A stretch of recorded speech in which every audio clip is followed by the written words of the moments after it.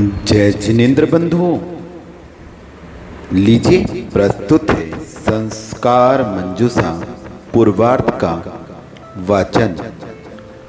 प्रसंग चल रहा है माँ के दूध पिलाने के तरीकों पर, अर्थात शैशवावस्था के संस्कार। आप दूध पिलाते समय कोई प्रेरणास्पद भजन गा सकती हैं, क्योंकि संगीत से भी वातावरण प्रशस्त होता है। आपको भगवान की स्तुति, पूजा पाठ, मंत्र आदि यदि याद हों तो गुनगुना सकती हैं, क्योंकि स्वरों की संयोजना से ही अनेक अच्छे कार्य भी होते हैं और बुरे भी। अतः बच्चे को अच्छा संस्कारित करने के लिए कविता, भजन आदि भी उपयोगी हैं।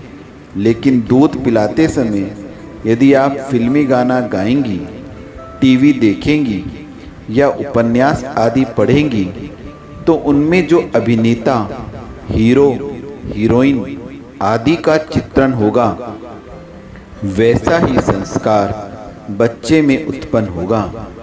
आप दूध पिलाते समय पूर्ण रूप से दूध पिलाने के भाव रखें। मजबूरी से या बिना मन के दूध नहीं पिलावें, क्योंकि इस बात को तो बच्चा भी समझता है। वह दूध पीते समय उसको देखने का भी प्रयास करता है। इसलिए तो दूध पीते समय बच्चा बार बार दूध पीना छोड़कर माँ के मुंह की तरफ देखता है कि माँ मुझे प्रेम से दूध पिला रही है या बेमन से।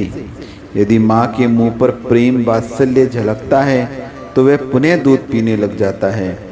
इसी बात को दिगंबर जैन आचार्य गुरुवर श्री विद्यासागर जी मुनि महाराज ने मूक माटी महाकाव्य में इस प्रकार कहा है। माँ की गोद में बालक हो, माँ उसे दूध पिला रही हो, बालक दूध पीता हुआ ऊपर माँ की ओर निहारता अवश्य, अधरों पर नयनों में। और क्रिया प्रतिक्रिया की परिस्थिति, प्रतिकलन किस रूप में है, परीक्षण चलता रहता है। यदि करुणा और कठोरता नयनों में झलकेगी, कुछ गंभीर हो, रुदनता की ओर मुड़ेगा वह, अधरों की मंद मुस्कान से। यदि कपोल चंचल स्पंदित होते हों, उसका लेगा वह। यही कारण है कि प्राय माँ दूध पिलाते समय अपने आंचल में बालक का मुख छिपा लेती है। मूक माटी पृष्ठ 158। पुराने जमाने में घर के वृद्धजन बहु बेटियों को बिना आंचल ढके या सब लोगों के बीच में बच्चे को दूध नहीं पिलाने देते थे।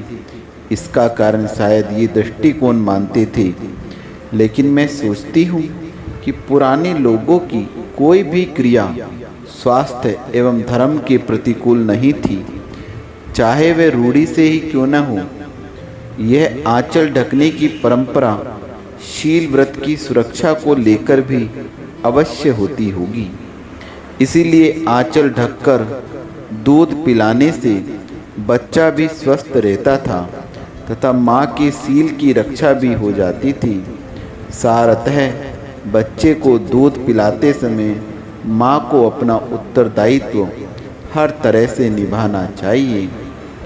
बच्चा जब खेल रहा हो, उसका मन दूध पीने का ना हो, वह सो रहा हो, तब उसे दूध नहीं पिलावें, क्योंकि उस समय वह दूध पिएगा ही नहीं। वो पी लिया तो उल्टी कर देगा, उल्टी भी नहीं की तो अच्छी तरह से पचा नहीं सकेगा, कारण उसका मन खेलने सोने में लगा है। यदि बच्चा बहुत रो रहा हो तो भी दूध नहीं पिलावें। यदि भूख से रो रहा हो तो दूध पिलाना शुरू करें तो वह चुप हो जाएगा। यदि रोते रोते ही दूध पी रहा है तो उसे 2-4 थपकी देकर चुप करके फिर दूध पिलावें, क्योंकि रोते रोते दूध पीने पर उसका भी उसे ठसका भी लग सकता है। बहुत प्रयास के बाद भी यदि बच्चे का रोना बंद नहीं हो रहा हो तो पहले उसके रोने का कारण समझकर उसे दूर करें, उसके पश्चात दूध पिलावें। सिर धोते ही नहाते ही दूध नहीं पिलावें, क्योंकि उस स्थिति में दूध पिलाने से बच्चे को जुकाम हो जाएगा।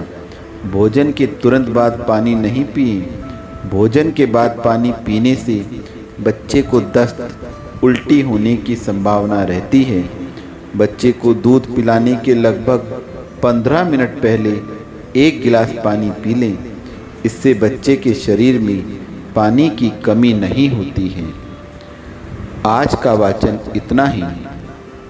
गुरुमा का वर्षा योग 2020 तिजारा अतिशय क्षेत्र चंद्र प्रभु भगवान के अतिशय क्षेत्र पर सहर्ष चल रहा है।